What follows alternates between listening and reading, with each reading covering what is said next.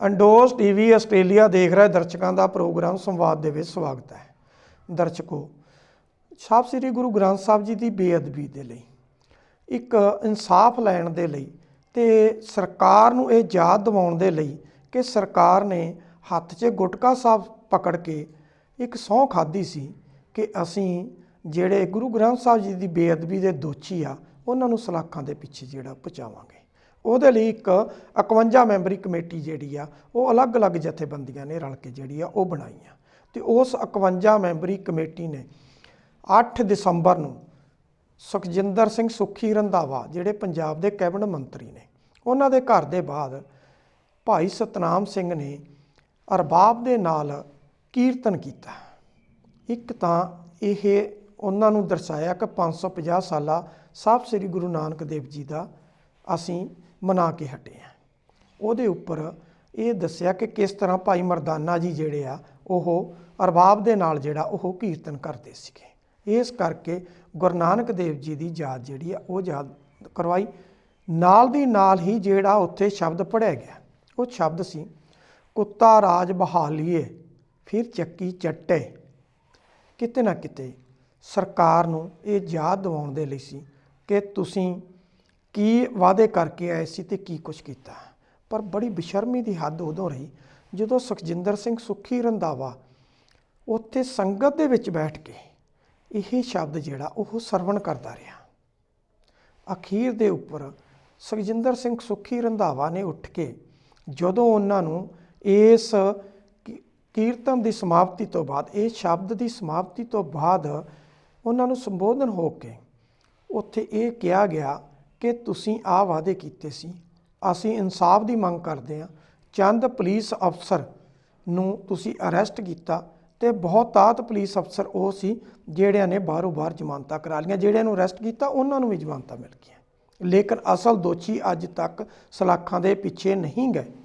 ਤੁਸੀਂ CBI ਤੋਂ inquiry ਵਾਪਸ ਲੈਣ ਦੀ ਜਿਹੜੀ ਮੰਗ ਕੀਤੀ ਸੀਗੀ, ਵਿਧਾਨ ਸਭਾ ਦੇ ਨੇ ਮੰਗ ਕੀਤੀ ਸੀ, ਵਿਧਾਨ ਸਭਾ 'ਚ ਬਕਾਇਦਾ ਮਤਾ ਪਾਸ ਹੋਇਆ ਸੀ, ਉਹਦਾ ਅੱਜ ਤੱਕ ਕੀ ਹੋਇਆ ਉਹਦੇ ਬਾਰੇ ਬਰੀਫ ਕਰੋ। ਲੇਕਿਨ ਸੁਖਜਿੰਦਰ ਸਿੰਘ ਸੁੱਖੀ ਰੰਧਾਵਾ ਬੜੀ ਬੁਰੀ ਤਰ੍ਹਾਂ ਨਾਲ ਉੱਥੇ ਫਸ ਚੁੱਕਿਆ ਸੀ।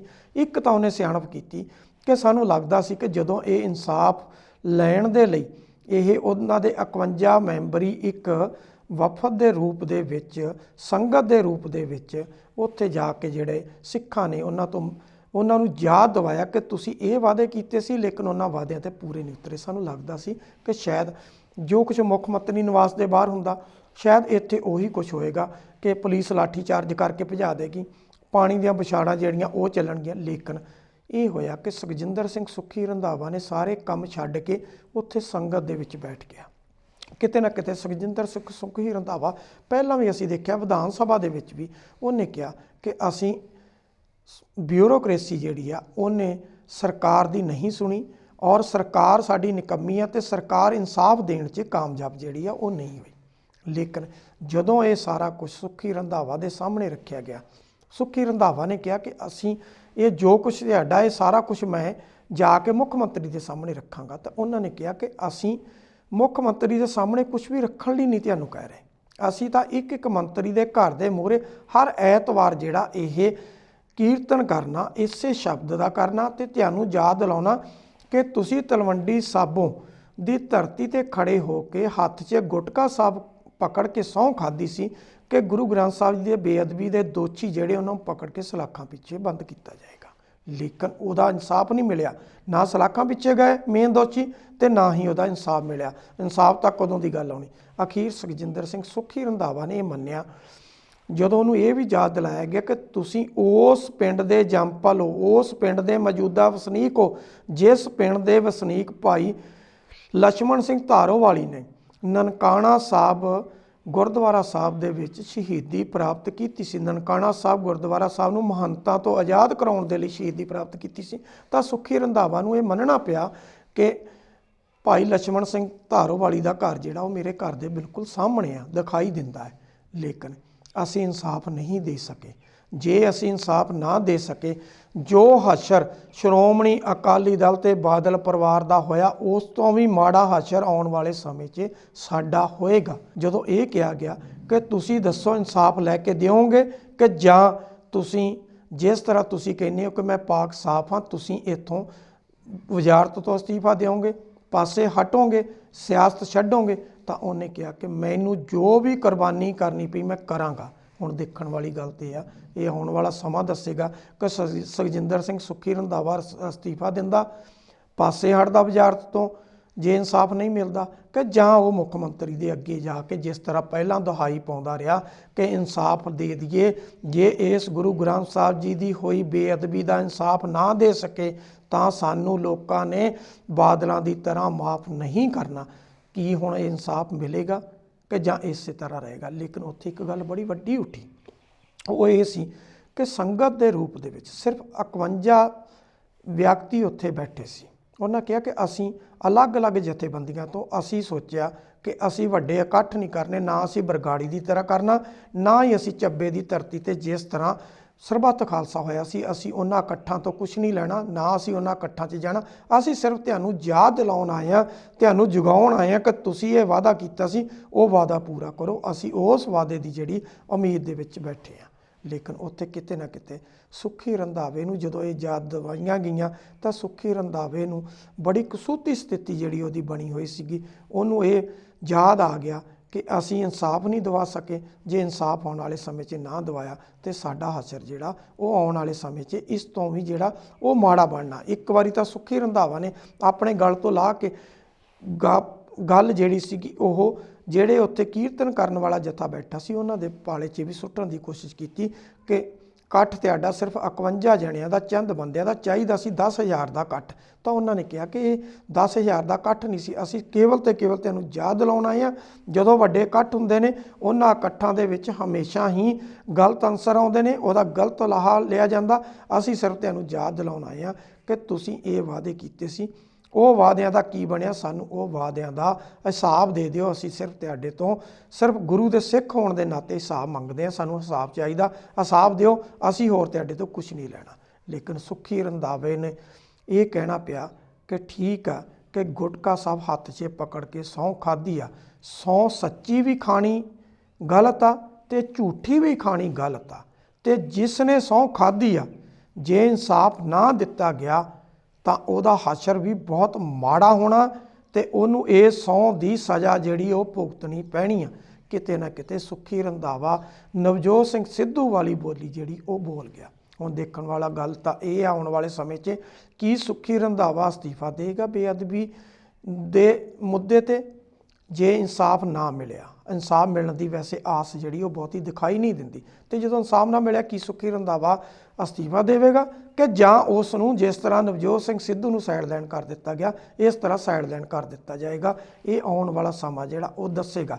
ਲੇਕਿਨ ਉੱਥੇ ਜਦੋਂ ਇਹ ਵੀ ਸੁੱਖੀ ਰੰਧਾਵੇ ਨੂੰ ਪੁੱਛਿਆ ਗਿਆ ਕਿ ਤੁਸੀਂ ਦੱਸੋ ਕਿ ਜਿਹੜਾ ਵਿਧਾਨ ਸਭਾ ਦੇ ਵਿੱਚ ਇੱਕ ਮਤਾ ਪਾਇਆ ਗਿਆ ਸੀ ਕਿ ਜਿਹੜੀ ਬੇਅਦਬੀ ਦੀ ਇਨਕੁਆਰੀ ਜਿਹੜੀ ਆ ਉਹ CBI ਨੂੰ ਦਿੱਤੀ ਗਈ, ਉਹ ਵਾਪਸ ਲਈ ਜਾਂਦੀ ਹੈ, ਅਤੇ CBI ਤੋਂ ਇਨਕੁਆਰੀ ਵਾਪਸ ਕਿਉਂ ਨਹੀਂ ਲਈ ਗਈ?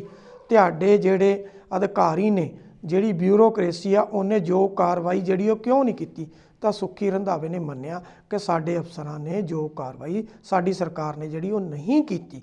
ਔਰ ਨਾਲ ਦੀ ਨਾਲ ਹੀ ਸੁੱਖੀ ਰੰਧਾਵੇ ਨੂੰ ਇਹ ਵੀ ਮੰਨਣਾ ਪਿਆ ਕਿ CBI ਨੇ ਜਦੋਂ ਕਲੋਜ਼ਰ ਰਿਪੋਰਟ ਜਿਹੜੀ ਉਹ ਪੇਸ਼ ਕੀਤੀ ਤਾਂ ਉਸ ਵੇਲੇ ਜਿਹੜੀ ਸਪੈਸ਼ਲ ਇਨਵੈਸਟੀਗੇਸ਼ਨ ਟੀਮ ਜਿਹੜੀ ਵਿਧਾਨ ਸਭਾ ਨੇ ਜਸਟਿਸ ਰਣਜੀਤ ਸਿੰਘ ਕਮਿਸ਼ਨ ਦੀ ਜਿਹੜੀ ਰਿਪੋਰਟ ਸੀ ਉਹਦੀ ਤਫਤੀਸ਼ ਦੇ ਉੱਪਰ ਜਿਹੜੀ ਕਮੇਟੀ ਬਣਾਈ ਸੀ, ਉਹਦੇ ਮੁਖੀ ਪ੍ਰਮੋਦ ਕੁਮਾਰ ਨੇ ਜਿਸ ਤਰੀਕੇ ਦੇ ਨਾਲ CBI ਨੂੰ ਚਿੱਠੀ ਲਿਖੀ ਕਿ ਸਾਡੇ ਕੋਲ ਪੁਖਤਾ ਸਬੂਤ ਨੇ ਕਿ ਇਹਦੇ ਵਿੱਚ ਵਿਦੇਸ਼ੀ ਤਾਕਤਾਂ ਦਾ ਹੱਥ ਆ, ਇਹਦੀ ਇਨਕੁਆਰੀ ਤੁਸੀਂ ਅਜੇ ਬੰਦ ਨਾ ਕਰੋ, ਇਹਦੀ ਇਨਕੁਆਰੀ ਦੁਬਾਰਾ ਕਰੋ। ਤਾਂ ਉਹਦੇ ਵਿੱਚ ਵੀ ਸੁੱਖੀ ਰੰਧਾਵਾ ਫਸੇ ਹੋਏ ਸੀ। ਉਹ ਕਹਿੰਦੇ ਪਹਿਲੀ ਸਟੇਟਮੈਂਟ ਮੇਰੀ ਪ੍ਰਮੋਦ ਕੁਮਾਰ ਦੇ ਅਗੇਂਸਟ ਆਈ ਸੀ ਕਿ ਪ੍ਰਮੋਦ ਕੁਮਾਰ ਨੇ ਵਿਧਾਨ ਸਭਾ ਦੇ ਵਿੱਚ ਪਾਸ ਕੀਤੇ ਗਏ ਮਤੇ ਦੀ ਤੋਹੀਨ ਕੀਤੀ ਹੈ।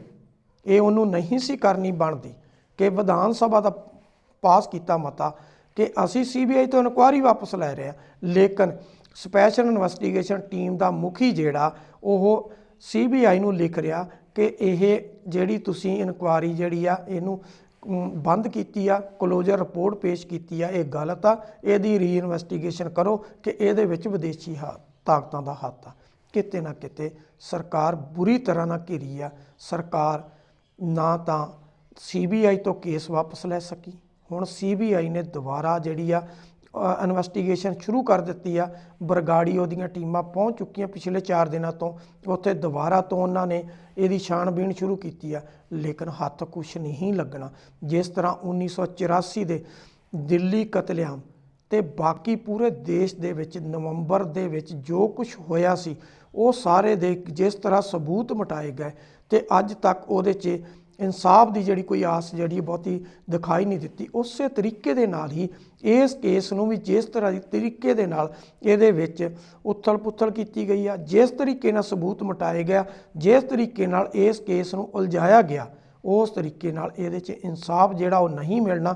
ਕੇਵਲ ਤੇ ਕੇਵਲ ਇੱਕ ਹੋਏਗਾ ਕਿ ਜਦੋਂ ਵੀ ਚੋਣ ਆਏਗੀ, ਉਸ ਚੋਣ ਦੇ ਦੌਰਾਨ ਅਕਾਲੀ ਦਲ ਜਿਹੜਾ ਉਹ 1984 ਦਾ ਆਪਰੇਸ਼ਨ ਬਲੂ ਸਟਾਰ ਤੇ ਨਾਲ ਦੀ ਨਾਲ ਜਿਹੜਾ ਹੈ ਉਹ ਦਿੱਲੀ ਕਤਲੇਆਮ ਦਾ ਜਿਹੜਾ ਉਹ ਮੁੱਦਾ ਜਿਹੜਾ ਉਹਨੂੰ ਉਭਾਰਿਆ ਕਰੇਗਾ। ਕਾਂਗਰਸ ਜਿਹੜੀ ਆ ਉਹ 2015 ਦੇ ਵਿੱਚ ਸਾਹਿਬ ਸ੍ਰੀ ਗੁਰੂ ਗ੍ਰੰਥ ਸਾਹਿਬ ਜੀ ਦੀ ਹੋਈ ਬੇਅਦਬੀ ਦਾ ਮੁੱਦਾ ਤੇ ਹੋਏ ਗੋਲੀ ਕਾਂਡ ਦੇ ਵਿੱਚ ਜਿਹਦੇ 'ਚ 2 ਨੌਜਵਾਨ ਜਿਹੜੇ ਸ਼ਹੀਦ ਹੋ ਗਏ ਸੀ, ਇਸ ਮੁੱਦੇ ਨੂੰ ਆਈ ਵਾਰ ਉਭਾਰਿਆ ਕਰੇਗੀ ਤੇ ਇਹਦੇ ਤੋਂ ਸਿਆਸੀ ਲਾਹਾ ਜਿਹੜਾ ਉਹ ਲੈਣ ਦੀ ਕੋਸ਼ਿਸ਼ ਕਰਿਆ ਕਰਨਗੇ।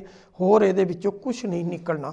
ਹਾਂ, ਇੰਨਾ ਜ਼ਰੂਰ ਹੈ ਕਿ ਜਿਸ ਤਰੀਕੇ ਦੇ ਨਾਲ ਇੱਕ ਸ਼ਬਦ ਜਿਹੜਾ ਸ਼ਾਇਦ ਕਿਤੇ ਨਾ ਕਿਤੇ ਕੈਪਟਨ ਅਮਰਿੰਦਰ ਸਿੰਘ ਨੂੰ ਵੀ ਚੁੱਭੇ, ਕੈਪਟਨ ਅਮਰਿੰਦਰ ਸਿੰਘ ਦੇ ਵੀ ਕਿਤੇ ਨਾ ਕਿਤੇ ਦਿਮਾਗ ਦੇ ਵਿੱਚ ਜਾ ਕੇ ਅਸਰ ਕਰੇ ਕਿ ਕੁੱਤਾ ਰਾਜ ਬਹਾਲੀਏ ਫਿਰ ਚੱਕੀ ਚੱਟੇ। ਇਹ ਜਿਸ ਤਰੀਕੇ ਦੇ ਨਾਲ ਇਸ ਕਮੇਟੀ ਨੇ ਇਹ ਮਿਥਿਆ ਕਿ ਹਰ ਐਤਵਾਰ ਇੱਕ ਮੰਤਰੀ ਦੇ ਘਰ, ਹੁਣ ਉਹਨਾਂ ਨੇ ਮਿਥਿਆ ਕਿ ਜਿਹੜਾ ਅਗਲਾ ਐਤਵਾਰ ਹੈ ਉਹ 15 ਦਸੰਬਰ ਨੂੰ ਆ ਰਿਹਾ ਤੇ 15 ਦਸੰਬਰ ਨੂੰ ਉਹਨਾਂ ਨੇ ਤ੍ਰਿਪਤ ਰਜਿੰਦਰ ਸਿੰਘ ਬਾਜਵਾ ਦੇ ਘਰ ਦੇ ਬਾਹਰ ਜਿੱਥੇ ਬੈਠ ਕੇ ਅਸੀਂ ਕੀਰਤਨ ਕਰਾਂਗੇ। ਜੇ ਤ੍ਰਿਪਤ ਰਜਿੰਦਰ ਸਿੰਘ ਬਾਜਵਾ ਮਿਲਣਾ ਚਾਹੇ ਤਾਂ ਮਿਲੇ, ਨਹੀਂ ਤਾਂ ਅਸੀਂ ਤਾਂ ਸਿਰਫ ਯਾਦ ਦਿਲਾ ਕੇ ਬਾਹਰੋਂ ਆ ਜਾਣਾ ਕਿ ਤੁਸੀਂ ਇਹ ਵਾਅਦੇ ਕੀਤੇ ਸੀ, ਇਹ ਭੁੱਲ ਚੁੱਕੇ ਹੋ। ਇਸ ਤੋਂ ਅਗਲਾ ਐਤਵਾਰ ਜਿਹੜਾ ਉਹ 22 ਦਸੰਬਰ ਨੂੰ ਆ ਰਿਹਾ, ਉਸ ਦਿਨ ਉਹਨਾਂ ਨੇ ਚਰਨਜੀਤ ਸਿੰਘ ਚੰਨੀ ਜਿਹੜਾ ਪੰਜਾਬ ਦਾ ਕੈਬਨਿਟ ਮਿਨਿਸਟਰ ਆ, ਉਸ ਦੇ ਘਰ ਦੇ ਬਾਹਰ ਬੈਠ ਕੇ ਇਹ ਜਿਹੜਾ ਸੰਕੇਤਕ ਇੱਕ ਧਰਨਾ ਕੀਰਤਨ ਦੇ ਰੂਪ ਦੇ ਵਿੱਚ ਉੱਥੇ ਬੈਠਣਾ ਤੇ ਰਬਾਬ ਦੇ ਨਾਲ ਕੀਰਤਨ ਕਰਕੇ ਉਹਨੂੰ ਯਾਦ ਦਿਵਾਉਣੀ ਉਹਨਾਂ ਦੇ ਵਾਅਦਿਆਂ ਦੀ। ਇਸ ਤੋਂ ਬਾਅਦ ਉਹਨਾਂ ਨੇ ਮਨਪ੍ਰੀਤ ਬਾਦਲ ਦਾ ਜਿਹੜਾ ਉਹ ਘਰ ਮਿੱਥਿਆ ਤੇ ਇਸ ਦੇ ਬਾਅਦ ਸਾਰੇ ਦੇ ਸਾਰੇ ਮੰਤਰੀਆਂ ਦੇ ਘਰਾਂ ਤੋਂ ਬਾਅਦ ਉਹਨਾਂ ਨੇ ਮਿੱਥਿਆ ਕਿ ਅਸੀਂ ਐਂਡ ਦੇ ਉੱਤੇ ਮੁੱਖ ਮੰਤਰੀ ਦੇ ਨਿਵਾਸ ਤੇ ਉਹ ਮਾਰਚ ਦਾ ਆਖਰੀ ਐਤਵਾਰ ਆਵੇ ਜਾਂ ਅਪ੍ਰੈਲ ਦਾ ਪਹਿਲਾ ਐਤਵਾਰ ਆਵੇ, ਉਹਦੇ ਵਿੱਚ ਉਹਨਾਂ ਨੇ ਉੱਥੇ ਬੈਠ ਕੇ ਕੀਰਤਨ ਕਰਨਾ ਤੇ ਸ਼ਬਦ ਇਹੀ ਪੜ੍ਹਿਆ ਜਾਏਗਾ, ਕੁੱਤਾ ਰਾਜ ਬਹਾਲੀਏ ਫਿਰ ਚੱਕੀ ਚੱਟੇ।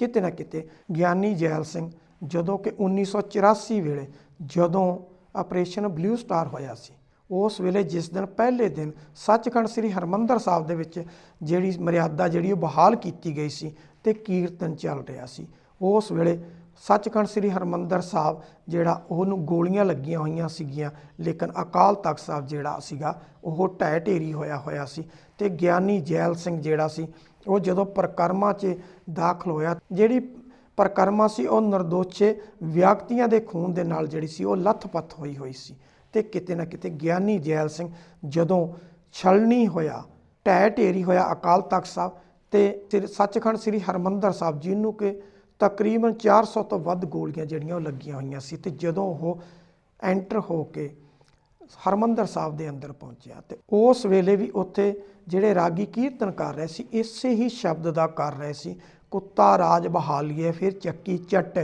ਕਿਤੇ ਨਾ ਕਿਤੇ ਗਿਆਨੀ ਜੈਲ ਸਿੰਘ ਦੀ ਵੀ ਆਤਮਾ ਜਿਹੜੀ ਉਹ ਉਹਨੂੰ ਝੰਜੋੜ ਰਹੇ ਸੀ ਕਿ ਤੁਸੀਂ ਹੁਕਮਰਾਨ ਹੋ, ਸਿੱਖ ਕੌਮ ਨੇ ਤੁਹਾਨੂੰ ਏਡੀ ਵੱਡੀ ਬਖਸ਼ਿਸ਼ ਕੀਤੀ ਆ, ਸਿੱਖਾਂ ਦੇ ਤੁਸੀਂ ਰਹਿਨੁਮਾ ਰਹੇ ਹੋ, ਲੇਕਿਨ ਤੁਸੀਂ ਤੁਹਾਡੇ ਰਾਜਕਾਲ ਦੇ ਵਿੱਚ ਇਹ ਕੁਛ ਵਾਪਰਿਆ, ਸਿੱਖਾਂ ਦੇ ਨਾਲ ਇੰਨਾ ਕੁਛ ਵਾਪਰ ਗਿਆ। ਉਹਦੀ ਕਿਤੇ ਨਾ ਕਿਤੇ ਉਹ ਜਿਹੜੀ ਸੀ ਉਸ ਵੇਲੇ ਗਿਆਨੀ ਜੈਲ ਸਿੰਘ ਦੀ ਆਤਮਾ ਜਿਹੜੀ ਝੰਜੋੜੀ ਗਈ। ਇਹ ਪਹਿਲੀ ਵਾਰ ਭਾਰਤ ਦੇ ਵਿੱਚ ਹੋਇਆ ਕਿ ਇੱਕ ਰਾਸ਼ਟਰਪਤੀ ਜਿਹੜਾ ਉਹ ਆਪਣੇ ਅਹੁਦੇ ਤੋਂ ਮੁਕਤ ਹੋਣ ਤੋਂ 5 ਸਾਲ ਦੇ ਜਾਂ 5.5 ਸਾਲ ਦੇ ਸਮੇਂ ਦੇ ਬਾਅਦ ਜਿਹੜਾ ਉਹ ਇੱਕ ਰੋਡ ਐਕਸੀਡੈਂਟ ਦੇ ਵਿੱਚ, ਉਹ ਵੀ ਇੱਕ ਟਰੱਕ ਦੇ ਨਾਲ ਐਕਸੀਡੈਂਟ ਹੋਣ ਦੇ ਵਿੱਚ ਉਹਦੀ ਜਾਨ ਚਲੀ ਜਾਏ। ਇਸ ਤੋਂ ਦਰਦਨਾਕ ਮੌਤ ਜਿਹੜੀ ਉਹ ਕੋਈ ਹੋ ਨਹੀਂ ਸਕਦੀ। ਇੱਕ ਸਾਬਕਾ ਰਾਸ਼ਟਰਪਤੀ ਦੀ ਇਹ ਹੋਈ ਆ। ਕਿਤੇ ਨਾ ਕਿਤੇ ਇਹ ਜੋ ਕੁਛ ਵਾਪਰਿਆ, ਜੋ ਕੁਛ ਵੀ ਹੁਣ ਤੱਕ ਸਾਹਿਬ ਸ੍ਰੀ ਗੁਰੂ ਗ੍ਰੰਥ ਸਾਹਿਬ ਜੀ ਦੀ ਜਿਹੜੀ ਆ ਉਹ ਬੇਅਦਬੀ ਹੋਈ ਆ, ਲੇਕਿਨ ਉਹਦਾ ਇਨਸਾਫ ਜਿਹੜਾ ਉਹ ਕੈਪਟਨ ਸਾਹਿਬ ਕਿਸੇ ਦੀ ਸੁਣਨ ਲਈ ਤਿਆਰ ਨਹੀਂ। ਬਿਊਰੋਕ੍ਰੇਸੀ ਸਰਕਾਰ ਚਲਾ ਰਹੀ ਆ, ਬਿਊਰੋਕ੍ਰੇਸੀ ਦੇ ਉੱਤੇ ਕੈਪਟਨ ਸਾਹਿਬ ਡਿਪੈਂਡ ਨੇ, ਨਾ ਕਿਸੇ ਮੰਤਰੀ ਦੀ ਸੁਣ ਰਹੇ, ਨਾ ਕਿਸੇ ਐਮਐਲਏ ਦੀ। ਬਾਕੀ ਲੋਕਾਂ ਦਾ ਤਾਂ ਉਹਨਾਂ ਦੇ ਘਰ ਤੱਕ ਪਹੁੰਚਣਾ ਜਿਹੜਾ ਬੜਾ ਮੁਸ਼ਕਿਲ ਆ। ਹੁਣ ਇਹਦੇ ਨਾਲ ਹੀ ਕੱਲਾ ਕੈਪਟਨ ਸਾਹਿਬ ਇਹ ਨਹੀਂ ਹੈ ਕਿ ਐਮਐਲਏ ਤੇ ਮੰਤਰੀਆਂ ਨੂੰ, ਇਹਦੇ ਨਾਲ ਹੀ ਸੁਨੀਲ ਜਾਖੜ ਜਿਹੜਾ ਕਿ ਪੰਜਾਬ ਪ੍ਰਦੇਸ਼ ਕਾਂਗਰਸ ਕਮੇਟੀ ਦਾ ਪ੍ਰਧਾਨ ਆ, ਉਹ ਵੀ ਬੁਰੀ ਤਰ੍ਹਾਂ ਨਾਲ ਫਸ ਚੁੱਕਿਆ। ਜਦੋਂ ਮੀਟਿੰਗ ਸੱਦੀ ਗਈ ਉਹਦੇ ਐਮਐਲਏਆਂ ਨੇ ਇੰਨੀਆਂ ਕੁ ਸੁਣਾ ਦਿੱਤੀਆਂ ਕਿ ਸੁਨੀਲ ਜਾਖੜ ਨੇ ਹੱਥ ਖੜੇ ਕਰ ਦਿੱਤੇ। ਉਹਨੇ ਮੰਨ ਲਿਆ ਕਿ ਬਿਊਰੋਕ੍ਰੇਸੀ ਜਿਹੜੀ ਆ ਉਹ ਸਾਡੀ ਨਹੀਂ ਸੁਣ ਰਹੀ, ਸਰਕਾਰ ਬਿਊਰੋਕ੍ਰੇਸੀ ਚਲਾ ਰਹੀ ਆ, ਰਾਜਨੇਤਾ ਜਿਹੜੇ ਆ ਉਹਨਾਂ ਦੇ ਹੱਥ 'ਚ ਸੱਤਾ ਨਹੀਂ ਹੈ ਤੇ ਸਾਡੇ ਹੱਥ ਖੜੇ ਹੋ ਚੁੱਕੇ ਨੇ। ਇਹ ਸਾਰਾ ਕੁਝ ਜਦੋਂ ਸੁਨੀਲ ਜਾਖੜ ਨੂੰ ਸੁਣਨਾ ਪਿਆ, ਖਰੀਆਂ ਉਹਦੇ ਮੂੰਹ ਤੇ ਸੁਣਾਈਆਂ ਗਈਆਂ। ਅਖੀਰ 14 ਦਸੰਬਰ ਦੀ ਤਰੀਕ ਮਿਥੀ ਗਈ। 14 ਦਸੰਬਰ ਨੂੰ ਸਾਰੇ ਦੇ ਸਾਰੇ ਐਮਐਲਏ ਜਿਹੜੇ ਉਹਨਾਂ ਨੂੰ ਦਿੱਲੀ ਕਾਲ ਕੀਤਾ ਗਿਆ ਤੇ ਦਿੱਲੀ ਦੇ ਵਿੱਚ ਹੁਣ ਬੈਠ ਕੇ ਮੀਟਿੰਗ ਹੋਏਗੀ। ਉਸ ਮੀਟਿੰਗ ਦੇ ਵਿੱਚ ਕੀ ਏਜੰਡਾ ਤੈਅ ਹੁੰਦਾ, ਕਿਸ ਤਰੀਕੇ ਦੇ ਨਾਲ ਉੱਥੇ ਕੈਪਟਨ ਸਾਹਿਬ ਨੂੰ ਨਵੀਂ ਹਦਾਇਤ ਦਿੱਤੀ ਜਾਂਦੀ ਆ, ਜਾਂ ਕੈਪਟਨ ਸਾਹਿਬ ਜਿਸ ਤਰ੍ਹਾਂ ਜਿਹੜੀ ਉਹਨਾਂ ਦੀ ਪਹਿਲੀ ਕਾਰਜਸ਼ੈਲੀ ਆ ਉਸੇ ਤਰੀਕੇ ਨਾਲ ਚੱਲਦੇ ਆ, ਇਹ ਬਾਅਦ ਦੀ ਗੱਲ ਆ, ਆਉਣ ਵਾਲਾ ਸਮਾਂ ਦੱਸੇਗਾ। ਲੇਕਿਨ ਹਾਲ ਦੀ ਘੜੀ ਇਹ ਆ ਕਿ ਕੈਪਟਨ ਅਮਰਿੰਦਰ ਸਿੰਘ ਦੀ ਜਿੱਦ, ਜਿਸ ਤਰੀਕੇ ਦੇ ਨਾਲ ਕੈਪਟਨ ਅਮਰਿੰਦਰ ਸਿੰਘ ਅਕਾਲੀ ਦਲ ਦੇ ਰਾਜ ਵੇਲੇ ਜਿਹੜੇ ਕੇਸ ਉਹਨਾਂ ਤੇ ਸੀ, ਉਹਨਾਂ ਕੇਸਾਂ 'ਚੋਂ ਪਾਕ ਸਾਫ਼ ਹੋ ਕੇ ਬਾਹਰ ਨਿਕਲੇ ਨੇ। ਉਹਨਾਂ ਕੇਸਾਂ ਦੀ ਬਦੌਲਤ ਕੈਪਟਨ ਅਮਰਿੰਦਰ ਸਿੰਘ ਦਾ ਬੇਟਾ ਇਨਫੋਰਸਮੈਂਟ ਡਾਇਰੈਕਟੋਰੇਟ ਕੋਲੇ ਤੇ ਉਹਨਾਂ ਦਾ ਜਵਾਈ ਜਿਹੜਾ ਉਹ ਵੀ ਉੱਤਰ ਪ੍ਰਦੇਸ਼ ਦੀਆਂ ਅਲੱਗ-ਅਲੱਗ ਸ਼ੂਗਰ ਮਿੱਲਾਂ ਜਿਹੜੀਆਂ ਉਹਨਾਂ ਦੇ ਸਕੈਂਡਲਾਂ ਦੇ ਵਿੱਚ ਜਿਹੜਾ ਫਸਿਆ ਹੋਇਆ, ਕਿਤੇ ਨਾ ਕਿਤੇ ਕੈਪਟਨ ਅਮਰਿੰਦਰ ਸਿੰਘ ਦੇ ਹੱਥ ਜਿਹੜੇ ਉਹ ਵੱਜੇ ਹੋਏ ਨੇ। ਕੈਪਟਨ ਅਮਰਿੰਦਰ ਸਿੰਘ ਬੁਰੀ ਤਰ੍ਹਾਂ ਨਾਲ ਫਸੇ ਹੋਏ ਨੇ। ਇਸੇ ਕਰਕੇ ਆ ਕੈਪਟਨ ਅਮਰਿੰਦਰ ਸਿੰਘ ਕੋਈ ਵੀ ਠੋਸ ਫੈਸਲਾ ਜਿਹੜਾ ਉਹ ਨਹੀਂ ਲੈ ਪਾ ਰਹੇ। ਕੈਪਟਨ ਅਮਰਿੰਦਰ ਸਿੰਘ ਦੀ ਸਰਕਾਰ ਦੇ ਉੱਤੇ ਜਿਹੜੀ ਪਕੜ ਆ ਬਿਲਕੁਲ ਜਿਹੜੀ ਆ ਢਿੱਲੀ ਪੈ ਚੁੱਕੀ ਆ ਤੇ ਬਿਊਰੋਕ੍ਰੇਸੀ ਜਿਹੜੀ ਉਹ ਆਪਣੀ ਮਨਮਰਜ਼ੀ ਕਰ ਰਹੀ ਆ। ਖਾਸ ਕਰ 2 ਅਫਸਰਾਂ ਦੇ ਨਾਮ ਜਿਹੜੇ ਹਰ ਜਗ੍ਹਾ ਤੇ ਆਉਂਦੇ। ਇੱਕ ਪ੍ਰਿੰਸੀਪਲ ਚੀਫ ਸੈਕਟਰੀ ਲਾਇਆ ਗਿਆ, ਪ੍ਰਿੰਸੀਪਲ ਚੀਫ ਸੈਕਟਰੀ ਕਿਸੇ ਦੀ ਸੁਣਨ ਦੇ ਲਈ ਤਿਆਰ ਨਹੀਂ। ਇਹਦੇ 'ਚ ਕੋਈ ਦੋ ਰਾਇ ਨਹੀਂ ਕਿ ਪ੍ਰਿੰਸੀਪਲ ਚੀਫ ਸੈਕਟਰੀ ਦੀ ਇਮਾਨਦਾਰੀ ਤੇ ਕਿਸੇ ਨੂੰ ਕੋਈ ਸ਼ੱਕ ਨਹੀਂ, ਲੇਕਿਨ ਵੱਡੀ ਸਮੱਸਿਆ ਹੈ ਕਿ ਕਿਸੇ ਦੀ ਗੱਲ ਸੁਣੀ ਨਹੀਂ ਜਾ ਰਹੀ। ਜਦੋਂ ਗੱਲ ਨਹੀਂ ਸੁਣੀ ਜਾ ਰਹੀ ਤੇ ਪਬਲਿਕ ਦੇ ਕੰਮ ਨਹੀਂ ਹੁੰਦੇ ਤੇ ਪਬਲਿਕ ਤਰ੍ਹਾਂ ਕਰਦੀ ਆ। ਤੇ ਖਾਸ ਕਰਕੇ 2015 ਦੇ ਵਿੱਚ ਹੋਈ ਬੇਅਦਬੀ, ਜਿਹਦੇ ਇਨਸਾਫ ਦੇ ਲਈ ਜਿਹੜਾ ਉਹ ਇੰਨਾ ਲੰਬਾ ਸਮਾਂ ਬੀਤ ਗਿਆ, 4.5 ਸਾਲ ਤੋਂ ਉੱਪਰ ਦਾ ਸਮਾਂ ਨਿਕਲ ਗਿਆ, ਲੇਕਿਨ ਇਨਸਾਫ ਜਿਹੜਾ ਉਹ ਨਹੀਂ ਮਿਲਿਆ।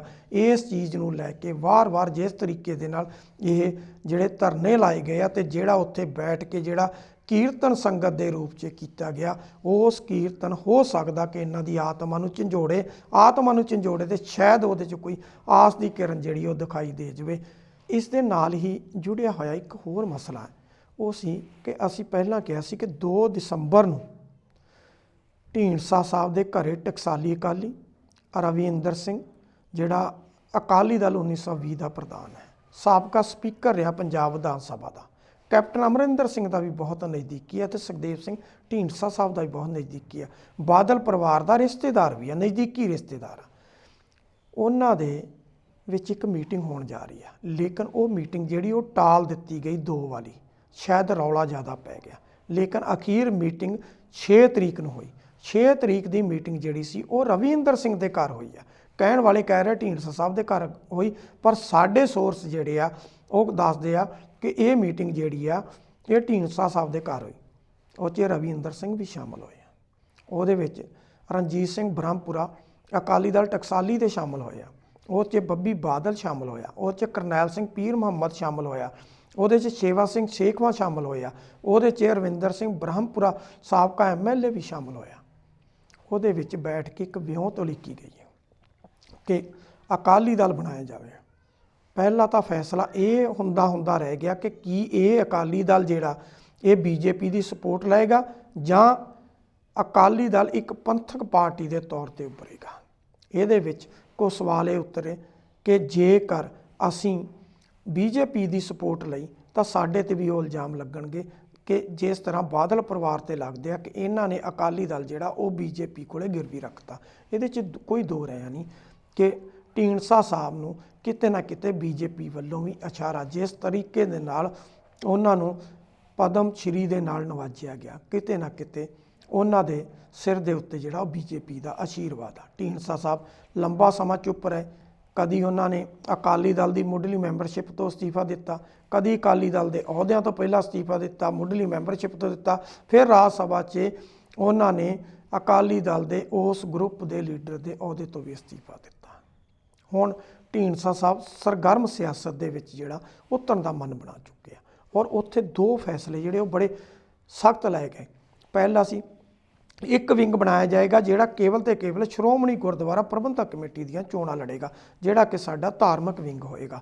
ਉਹਦੀ ਅਗਵਾਈ ਕਿਤੇ ਨਾ ਕਿਤੇ ਬਾਬਾ ਸਰਬਜੋਤ ਸਿੰਘ ਬੇਦੀ ਤੇ ਭਾਈ ਰਣਜੀਤ ਸਿੰਘ ਸ੍ਰੀ ਅਕਾਲ ਤਖਤ ਸਾਹਿਬ ਦੇ ਸਾਬਕਾ ਜਥੇਦਾਰ ਜਿਹੜੇ ਉਹਨਾਂ ਨੂੰ ਸੌਂਪਣ ਦਾ ਜਿਹੜਾ ਉਹ ਫੈਸਲਾ ਲਿਆ ਗਿਆ ਔਰ ਉਹ ਦੋਨਾਂ ਦੇ ਨਾਲ ਹੀ ਬਕਾਇਦਾ ਸੁਖਦੇਵ ਸਿੰਘ ਢੀਂਡਸਾ ਤੇ ਟਕਸਾਲੀ ਅਕਾਲੀ ਤੇ ਉਹਦੇ ਨਾਲ ਹੀ ਰਵੀ ਇੰਦਰ ਸਿੰਘ ਜਿਹੜੇ ਨੇ ਉਹਨਾਂ ਦੇ ਲਗਾਤਾਰ ਜਿਹੜੇ ਉਹ ਸੰਪਰਕ ਦੇ ਵਿੱਚ ਨੇ ਤੇ ਇਸ ਕਰਕੇ ਇਹ ਅਗਵਾਈ ਜਿਹੜੀ ਆ ਉਹ ਉਹਨਾਂ ਨੂੰ ਦੇਣ ਦੀ ਕਿ ਸ਼੍ਰੋਮਣੀ ਗੁਰਦੁਆਰਾ ਪ੍ਰਬੰਧਕ ਕਮੇਟੀ ਜਿਹੜੀ ਆ ਉਹਦੇ ਤੇ ਕਿਸ ਤਰੀਕੇ ਨਾਲ ਕੰਟਰੋਲ ਕੀਤਾ ਜਾਵੇ ਤੇ ਉਹਦੀ ਅਗਵਾਈ ਜਿਹੜੀ ਆ ਉਹ ਭਾਈ ਰਣਜੀਤ ਸਿੰਘ ਤੇ ਬਾਬਾ ਸਰਬਜੋਤ ਸਿੰਘ ਬੇਦੀ ਕਰਨਗੇ। ਜਿਹੜਾ ਬਾਕੀ ਦਾ ਉਹਦੇ ਲਈ ਅਕਾਲੀ ਦਲ ਜਿਹੜਾ ਬਾਕੀ ਚਾਹੇ ਉਹ ਲੋਕ ਸਭਾ ਦੀਆਂ ਚੋਣਾਂ ਹੋਣ, ਚਾਹੇ ਵਿਧਾਨ ਸਭਾ ਦੀਆਂ ਹੋਣ, ਚਾਹੇ ਬਾਕੀ ਜਿੰਨੀਆਂ ਵੀ ਪੋਲੀਟੀਕਲ ਚੋਣਾਂ ਆਉਣਗੀਆਂ ਉਹ ਸਾਰੇ ਦੀਆਂ ਸਾਰੀਆਂ ਇਹ ਅਕਾਲੀ ਦਲ ਜਿਹੜਾ ਇਹ ਲੜੇਗਾ। ਕਹਿਣ ਨੂੰ ਜੋ ਮਰਜ਼ੀ ਕਿਹਾ ਜਾਵੇ ਪਰ ਕਿਤੇ ਨਾ ਕਿਤੇ ਬੀਜੇਪੀ ਦਾ ਇਸ਼ਾਰਾ, ਬੀਜੇਪੀ ਦੇ ਇਸ਼ਾਰੇ ਤੋਂ ਬਗੈਰ ਢੀਂਡਸਾ ਸਾਹਿਬ ਐਡਾ ਵੱਡਾ ਸਟੈਪ ਨਹੀਂ ਚੱਕ ਸਕਦੇ। ਹੁਣ ਢੀਂਡਸਾ ਸਾਹਿਬ 14 ਦਸੰਬਰ ਨੂੰ ਅੰਮ੍ਰਿਤਸਰ ਦੇ ਵਿੱਚ ਬਕਾਇਦਾ ਜਿਸ ਦਿਨ ਅਕਾਲੀ ਦਲ ਸ਼੍ਰੋਮਣੀ ਅਕਾਲੀ ਦਲ ਬਾਦਲ ਜਿਹੜਾ ਉਹ ਅਕਾਲੀ ਦਲ ਦਾ ਸਥਾਪਨਾ ਦਿਵਸ ਜਿਹੜਾ ਉਹ ਮਨਾ ਰਿਹਾ ਅੰਮ੍ਰਿਤਸਰ, ਉਸੇ ਦਿਨ ਹੀ ਢੀਂਡਸਾ ਸਾਹਿਬ ਵੀ ਅੰਮ੍ਰਿਤਸਰ ਦੇ ਵਿੱਚ ਅਕਾਲੀ ਦਲ ਟਕਸਾਲੀ ਜੁਆਇਨ ਕਰਨਗੇ। ਹੁਣ ਦੇਖਣ ਵਾਲਾ ਸਵਾਲ ਆ ਕਿ ਅਕਾਲੀ ਦਲ ਟਕਸਾਲੀ ਦੀ ਅਗਵਾਈ ਕੌਣ ਕਰੇਗਾ? ਕੀ ਢੀਂਡਸਾ ਸਾਹਿਬ ਕਰਨਗੇ ਜਾਂ ਬ੍ਰਹਮਪੁਰ ਸਾਹਿਬ ਕਰਨਗੇ? ਦੋ 'ਚੋਂ ਕੌਣ ਕਰੇਗਾ? ਕੌਣ ਲੀਡਰ ਹੋਏਗਾ? ਕਿ ਰਵੀ ਇੰਦਰ ਸਿੰਘ ਵੀ ਆਪਦਾ ਅਕਾਲੀ ਦਲ ਜਿਹੜਾ ਉਹ ਭੰਗ ਕਰਕੇ ਜਿਹੜਾ ਉਹ ਇਸ ਅਕਾਲੀ ਦਲ ਟਕਸਾਲੀ 'ਚ ਰਲਦੇ ਆ, ਕੀ ਕਰਦੇ ਆ? ਇਹ 14 ਦਸੰਬਰ ਨੂੰ ਜਾਂ ਉਸ ਤੋਂ ਬਾਅਦ ਜਿਹੜਾ ਇਹ ਬਿਲਕੁਲ ਕਲੀਅਰ ਹੋ ਜਾਏਗਾ। ਪਰ ਇੱਕ ਗੱਲ ਸਾਫ਼ ਹੋ ਚੁੱਕੀ ਆ ਕਿ ਸੁਖਦੇਵ ਸਿੰਘ ਢੀਂਡਸਾ ਦੁਬਾਰਾ ਤੋਂ ਸਰਗਰਮ ਸਿਆਸਤ 'ਚ ਆਉਣ ਦਾ ਜਿਹੜਾ ਉਹ ਫੈਸਲਾ ਲੈ ਚੁੱਕੇ ਆ। ਸਰਗਰਮ ਸਿਆਸਤ 'ਚ ਆਉਣ ਦਾ ਉਹਨਾਂ ਨੇ ਨਿਰਣਾ ਲੈ ਲਿਆ, ਭਾਵੇਂ ਕਿ ਉਹਨਾਂ ਦਾ ਪੁੱਤਰ ਜਿਹੜਾ ਉਹ ਵਾਰ-ਵਾਰ ਸਟੇਟਮੈਂਟਾਂ ਦੇ ਰਿਹਾ ਕਿ ਮੈਂ ਅਕਾਲੀ ਦਲ ਦਾ ਡੈਲੀਗੇਟ ਆ। ਜਿਸ ਦਿਨ ਅਕਾਲੀ ਦਲ ਦੇ ਪ੍ਰਧਾਨ ਦੀ ਚੋਣ ਹੋਣੀ ਹੈ ਜਿਹੜੀ ਕਿ ਦਸੰਬਰ ਦੇ ਆਖਰੀ ਹਫ਼ਤੇ ਆ, ਮੈਂ ਉਹਦੇ ਵਿੱਚ ਬਕਾਇਦਾ ਡੈਲੀਗੇਟ ਦੇ ਤੌਰ ਤੇ ਸ਼ਾਮਲ ਹੋਵਾਂਗਾ ਤੇ ਪ੍ਰਧਾਨ ਦੀ ਚੋਣ ਕਰਾਂਗਾ। ਪਰ ਇਹਦੇ ਨਾਲ ਹੀ ਇੱਕ ਪੁਖਤਾ ਜਾਣਕਾਰੀ ਇਹ ਵੀ ਪਈ ਆ ਕਿ ਪਰਮਿੰਦਰ ਸਿੰਘ ਢੀਂਡਸਾ ਨੇ ਗੁਰਦੁਆਰਾ ਨਨਕਿਆਣਾ ਸਾਹਿਬ ਸੰਗਰੂਰ ਦੇ ਵਿੱਚ ਇੱਕ ਮੀਟਿੰਗ ਰੱਖੀ ਸੀ। ਉਹ ਮੀਟਿੰਗ 'ਚ ਉਹਨਾਂ ਨੇ ਆਪਣੇ ਵਰਕਰਾਂ ਦੀ ਰਾਏ ਲੈਣੀ ਸੀ ਕਿ ਕੀ ਅਸੀਂ ਅਕਾਲੀ ਦਲ 'ਚ ਰਹੀਏ ਜਾਂ ਅਸੀਂ ਅਕਾਲੀ ਦਲ ਨੂੰ ਛੱਡ ਕੇ ਨਵੇਂ ਅਕਾਲੀ ਦਲ ਦਾ ਜਿਹੜਾ ਉਹਦਾ ਗਠਨ ਕਰੀਏ। ਉਸ ਮੀਟਿੰਗ ਦੀ ਭਿਣਕ ਪੈ ਗਈ। ਉਹਦੇ 'ਚ ਬਲਦੇਵ ਸਿੰਘ ਮਾਨ ਸਾਬਕਾ ਮੰਤਰੀ ਜਿਹੜੇ ਕਿਸੇ ਵੇਲੇ ਸਰਜੀਤ ਸਿੰਘ ਬਰਨਾਲਾ ਦੇ ਖਾਸ ਹੋਇਆ ਕਰਦੇ ਸਨ, ਅੱਜ ਕੱਲ੍ਹ ਉਹ ਬਾਦਲ ਪਰਿਵਾਰ ਦੇ ਖਸਮ ਖਾਸ ਨੇ, ਉਹ ਉਹਦੇ 'ਚ ਸ਼ਾਮਲ ਹੋ ਗਏ। ਉਹਦੇ 'ਚ ਸਿਕੰਦਰ ਸਿੰਘ ਮਲੂਕਾ ਸ਼ਾਮਲ ਹੋ ਗਏ। ਉਹਦੇ 'ਚ ਇੱਥੋਂ ਤੱਕ ਜਿਹੜਾ ਸੰਗਰੂਰ ਦਾ ਦਿਹਾਤੀ ਅਕਾਲੀ ਜਥੇ ਦਾ ਪ੍ਰਧਾਨ ਆ ਐਡਵੋਕੇਟ ਇਕਬਾਲ ਸਿੰਘ ਝੁੰਦਾ, ਉਹ ਵੀ ਸ਼ਾਮਲ ਹੋ ਗਏ। ਜਦੋਂ ਇੰਨੇ ਸ਼ਾਮਲ ਹੋ ਗਏ ਤੇ ਢੀਂਡਸਾ ਸਾਹਿਬ ਨੇ ਜਿਹੜੀ ਮੀਟਿੰਗ ਸੱਦੀ ਸੀ ਉਹਦੇ ਵਿੱਚ ਕੁਛ ਵੀ ਬੋਲਣ ਤੋਂ ਇਨਕਾਰ ਕਰ ਦਿੱਤਾ। ਉਹਨਾਂ ਨੇ ਉਸ ਮੀਟਿੰਗ ਨੂੰ ਸੰਬੋਧਨ ਹੀ ਨਹੀਂ ਕੀਤਾ। ਅਖੀਰ ਜਿਹੜੀ ਅੰਦਰੋਂ ਜਾਣਕਾਰੀ ਨਿਕਲ ਕੇ ਆ ਰਹੀ ਆ ਉਹ ਇਹ ਆ ਕਿ ਪਰਮਿੰਦਰ ਸਿੰਘ ਢੀਂਡਸਾ ਨੂੰ ਇਹ ਮਨਾਉਣ ਦੀ ਕੋਸ਼ਿਸ਼ ਕੀਤੀ ਗਈ ਕਿ ਤੁਸੀਂ ਅਕਾਲੀ ਦਲ ਤੋਂ ਬਾਹਰ ਨਾ ਹੋਵੋ, ਢੀਂਡਸਾ ਸਾਹਿਬ ਨੂੰ ਵੀ ਮਨਾਓ। ਜੇ ਢੀਂਡਸਾ ਸਾਹਿਬ ਨੂੰ ਪ੍ਰਧਾਨ ਤੋਂ ਕੋਈ ਪ੍ਰੋਬਲਮ ਆ ਤਾਂ ਅਸੀਂ ਪ੍ਰਧਾਨ ਬਦਲ ਦਿੰਦੇ ਹਾਂ, ਪ੍ਰਧਾਨ ਪ੍ਰਕਾਸ਼ ਸਿੰਘ ਬਾਦਲ ਨੂੰ ਬਣਾ ਦਿੰਦੇ ਹਾਂ। ਸੁਖਬੀਰ ਸਿੰਘ ਬਾਦਲ ਜਿਹੜੇ ਆ ਉਹ ਪ੍ਰਧਾਨਗੀ ਛੱਡ ਦੇਣਗੇ ਤੇ ਨਵਾਂ ਪ੍ਰਧਾਨ ਪ੍ਰਕਾਸ਼ ਸਿੰਘ ਬਾਦਲ ਬਣ ਜਾਏਗਾ, ਲੇਕਿਨ ਤੁਸੀਂ ਅਕਾਲੀ ਦਲ ਤੋਂ ਬਾਹਰ ਨਾ ਜਾਓ। ਕਿਤੇ ਨਾ ਕਿਤੇ ਆਉਣ ਵਾਲੇ ਦਿਨਾਂ 'ਚ ਇੱਕ ਗੱਲ ਤਾਂ ਸਪਸ਼ਟ ਹੋ ਗਈ ਆ ਕਿ ਅਕਾਲੀ ਦਲ ਇੱਕ ਨਵਾਂ ਹੋਂਦ ਦੇ ਵਿੱਚ ਆਏਗਾ। ਅਲੱਗ-ਅਲੱਗ ਧੜੇ ਜਿਹੜੇ ਉਹ ਇਕੱਠੇ ਹੋਣਗੇ, ਚਾਹੇ ਉਹ 'ਚ ਰਵੀ ਇੰਦਰ ਸਿੰਘ ਦਾ ਅਕਾਲੀ ਦਲ ਆ, ਚਾਹੇ ਉਹ 'ਚ ਯੂਨਾਈਟਿਡ ਅਕਾਲੀ ਦਲ ਆ, ਚਾਹੇ ਉਹਦੇ 'ਚ ਟਕਸਾਲੀ ਅਕਾਲੀ ਦਲ ਆ, ਚਾਹੇ ਢੀਂਡਸਾ ਪਰਿਵਾਰ ਆ, ਸਾਰੇ ਇੱਕ ਮੰਚ ਤੇ ਇਕੱਠੇ ਹੋਣ ਦੀ ਕੋਸ਼ਿਸ਼ ਕਰ ਰਿਹਾ। ਹੁਣ ਦੇਖਣ ਵਾਲੀ ਗੱਲ ਹੋਏਗੀ ਕਿ ਇਹ ਅਕਾਲੀ ਦਲ 14 ਤਰੀਕ ਨੂੰ ਕੀ ਰੰਗ ਦਿਖਾਉਂਦਾ। ਇੱਕ ਬੰਨੇ ਸ਼੍ਰੋਮਣੀ ਅਕਾਲੀ ਦਲ ਜਿਹੜਾ ਜਿਹਦੀ ਅਗਵਾਈ ਪ੍ਰਕਾਸ਼ ਸਿੰਘ ਬਾਦਲ ਤੇ ਸੁਖਬੀਰ ਸਿੰਘ ਬਾਦਲ ਦੇ ਹੱਥ 'ਚ ਆ, ਉਹ ਕਿੱਧਰ ਨੂੰ ਜਾਂਦਾ ਤੇ ਉਹਦੇ ਵਿੱਚੋਂ ਕਿਹੜੇ-ਕਿਹੜੇ ਵੱਡੇ ਰਾਜਸੀ ਨੇਤਾ ਜਿਹੜੇ ਉਹ ਟੁੱਟ ਕੇ ਜਿਹੜੇ ਇਸ ਦਲ 'ਚ ਜਾਂਦੇ ਆ, ਇਹ ਆਉਣ ਵਾਲਾ ਸਮਾਂ ਜਿਹੜਾ ਉਹ ਦੱਸੇਗਾ। ਸੋ ਦਰਸ਼ਕੋ, ਅੱਜ ਦੇ ਲਈ ਇੰਨਾ ਹੀ। ਅਗਲੀ ਵਾਰ ਕਿਸੇ ਹੋਰ ਨਵੇਂ ਮੁੱਦੇ ਨੂੰ ਲੈ ਕੇ ਫਿਰ ਤੁਹਾਡੇ ਰੂਬਰੂ ਹੋਵਾਂਗੇ। ਹੁਣ ਮੈਨੂੰ ਦਿਓ ਇਜਾਜ਼ਤ। ਸਤਿ ਸ਼੍ਰੀ ਅਕਾਲ।